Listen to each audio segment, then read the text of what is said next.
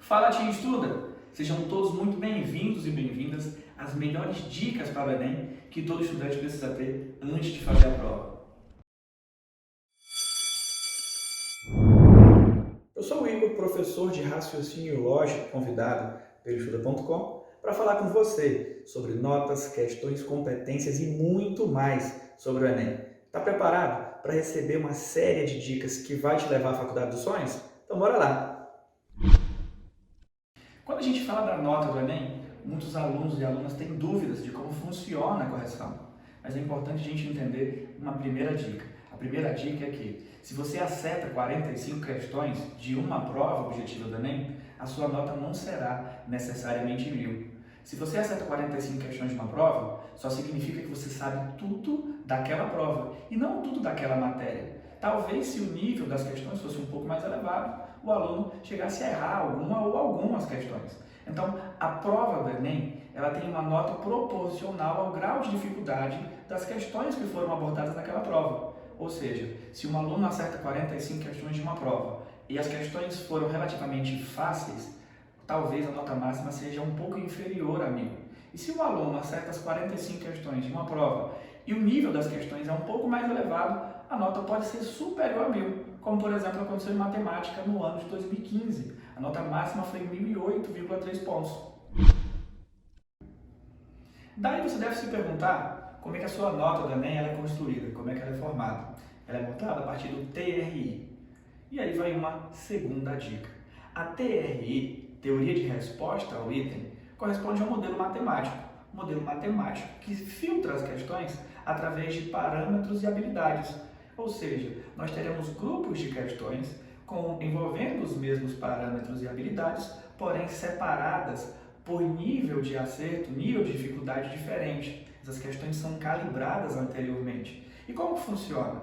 As questões da mesma habilidade, do mesmo parâmetro, que têm maior probabilidade de acerto, são questões fáceis. As questões de mesma habilidade, de mesmo parâmetro, que possuem menor probabilidade de acerto, são questões difíceis. E a identificação é feita da seguinte maneira: quando um candidato consegue resolver uma questão de nível mais alto, ou seja, uma questão de menor probabilidade de acerto, que envolve um certo parâmetro e uma certa habilidade, acertando a difícil e errando a fácil, isso daí acaba entrando em divergência. E a prova, e na sua nota, você tem uma identificação de um possível chute na prova. Você deve estar se perguntando, professor, o que diferencia a questão fácil, médio ou difícil? É o processo de calibragem. Para que você possa entender esse processo, vamos à nossa terceira dica. A calibragem é uma pré-testagem das questões.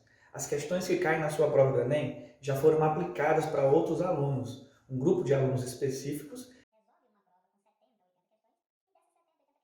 uma ou duas são questões que vão entrar no banco de questões do INEP.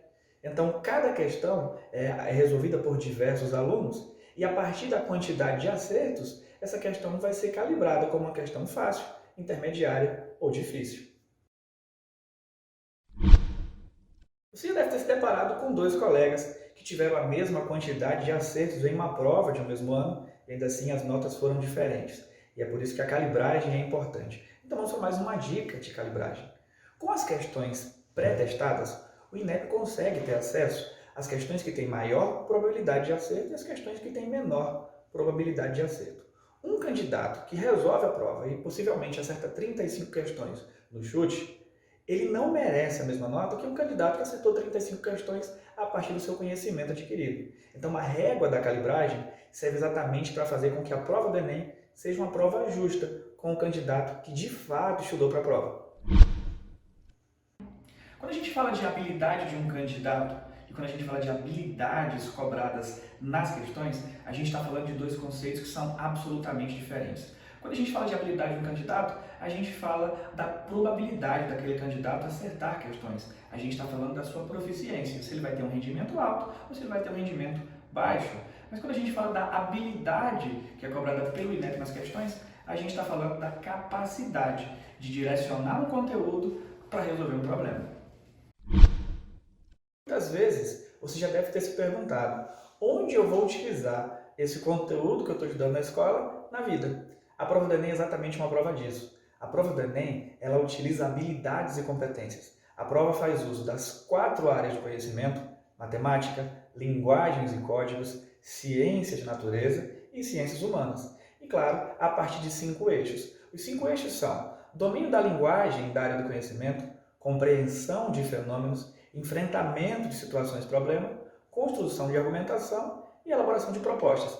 A partir desses eixos, cada área é explorada em diversas competências, que são os saberes, atitudes e habilidades daquela área que devem ser avaliadas. São 9 competências de linguagens e códigos, 7 competências de matemática, 8 competências em ciências de natureza e 6 em ciências humanas. A partir dessas competências, nós temos a separação em habilidades. Cada uma das 4 áreas possui 30 habilidades que são cobradas em sua prova, totalizando 120 habilidades. O que seriam essas habilidades? É o saber fazer. É a ideia de que você sabe o conteúdo e consegue aplicar na sua vida cotidiana. Minha 8ª dica é sobre habilidades. Se um candidato domina uma habilidade, ele tem uma probabilidade muito maior de acertar as questões que são cobradas a partir daquela habilidade. Mas ele não tem garantias, ele pode errar uma questão, isso é muito comum. Mas, por outro lado, se um candidato não domina uma habilidade, não faz sentido ele acertar as questões que são relacionadas àquela habilidade. Mas é claro que isso pode acontecer. E quando isso acontece, o TRI identifica que aquele aluno teve um possível acerto casual. Ele vai ter pontuação por aquele acerto, mas a pontuação vai ser um pouco mais baixa. Vamos à nossa última dica. Muitas vezes, durante a prova, uma questão ou duas, elas acabam tendo maior probabilidade de acerto entre os alunos que adquiriram notas mais baixas, ou seja, os alunos de menor proficiência, e menor probabilidade de acerto entre os alunos que tiveram nota mais alta. Isso daí é exatamente o motivo de descarte da questão pelo TRI. Eu tenho mais uma sugestão para você.